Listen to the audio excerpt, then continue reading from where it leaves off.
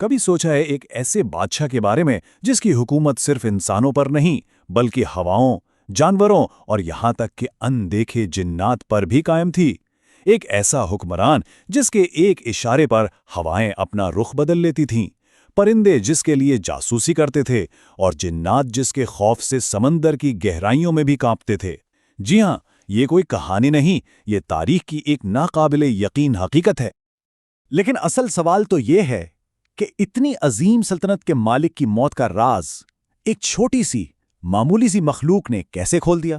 آئیے آج اسی حیران کن قصے کی گہرائی میں اترتے ہیں اور جانتے ہیں کہ کیسے ایک دیمک نے جنات کے سب سے بڑے دعوے کو خاک میں ملا دیا۔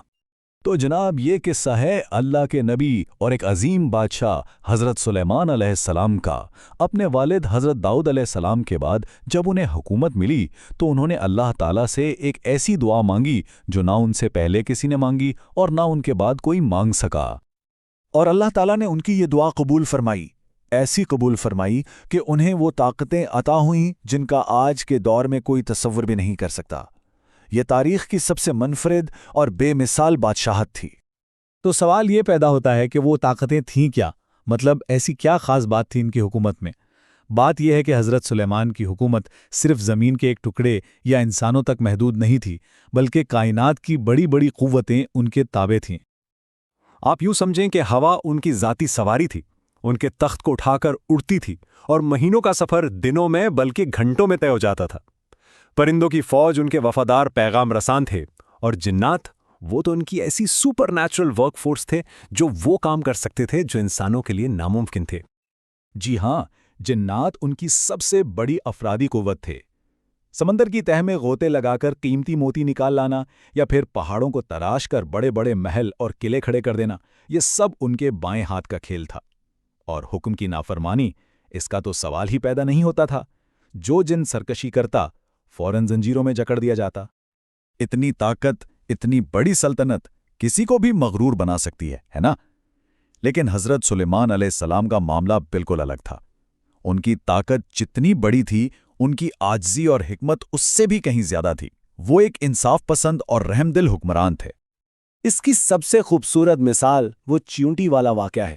ذرا سوچیں، ایک وشال لشکر ایک وادی سے گزر رہا ہے اور بادشاہ ایک چھوٹی سی چیونٹی کی آواز سن لیتا ہے جو اپنی ساتھیوں کو خبردار کر رہی ہے، اور وہ صرف سنتے ہی نہیں بلکہ مسکرا کر اپنی پوری فوج کو وہیں روک دیتے ہیں، صرف اس لیے کہ وہ ساری چیونٹیاں آرام سے اپنے گھروں میں چلی جائیں۔ سبحان اللہ! ان کی حکمت کا ایک اور ثبوت ملکہ سبا یعنی بلقیس کے قصے میں ملتا ہے۔ وہ اپنی دولت اور شان و شوکت سے انہیں متاثر کرنے آئیں، لیکن حضرت سلیمان نے ان کے دنیاوی تحفوں کو کوئی اہمیت ہی نہیں دی۔ انہوں نے اللہ کی دیوی طاقت دکھائی۔ پلک جھپکتے میں ملکہ کو پورا تخت یمن سے اٹھوا کر اپنے دربار میں رکھوا دیا۔ بس یہی وہ لمحہ تھا جب ملکہ نے ان کی حکمت اور اللہ کی طاقت کو مان لیا۔ خیر، وقت گزرتا رہا اور پھر وہ وقت بھی آ گیا جب حضرت سلیمان اپنے ایک بہت بڑے پروجیکٹ یعنی بیت المقدس کی تعمیر کی نگرانی کر رہے تھے، اور یہیں ان کی موت کا وہ عجیب و غریب اور پراسرار واقعہ پیش آیا۔ وہ جنات کے کام کو دیکھ رہے تھے، اپنی عبادت گاہ میں کھڑے تھے، اپنی لاٹھی پر ٹیک لگائے ہوئے، اور بس اسی حالت میں کھڑے کھڑے ان کی روح پرواز کر گئی۔ کسی کو پتہ ہی نہیں چلا۔ وہ وفات پا چکے تھے مگر ان کا جسم بالکل اسی طرح لاٹھی کے سہارے کھڑا رہا۔ اور یہیں سے کہانی کا سب سے دلچسپ حصہ شروع ہوتا ہے۔ ایک دن نہیں، 2 دن نہیں، تقریباً 1 سال تک جنات اسی طرح سخت مشقت کرتے رہے۔ کیوں؟ کیونکہ وہ سمجھتے تھے کہ بادشاہ انہیں دیکھ رہا ہے۔ انہیں ذرا بھی شک نہیں ہوا کہ جس ہستی سے وہ ڈر رہے ہیں وہ تو کب کی اس دنیا سے جا چکی ہے۔ 1 سال، سوچے ذرا، 1 سال تک یہ راز ہی رہا۔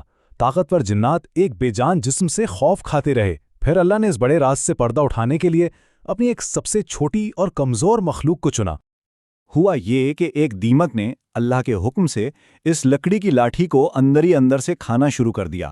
وہ کھاتی رہی اور مہینوں بعد جب وہ لاٹھی پوری طرح کھوکھلی ہو گئی تو وہ ٹوٹ گئی، اور جیسے ہی لاٹھی ٹوٹی حضرت سلیمان کا جسم زمین پر آ گیا۔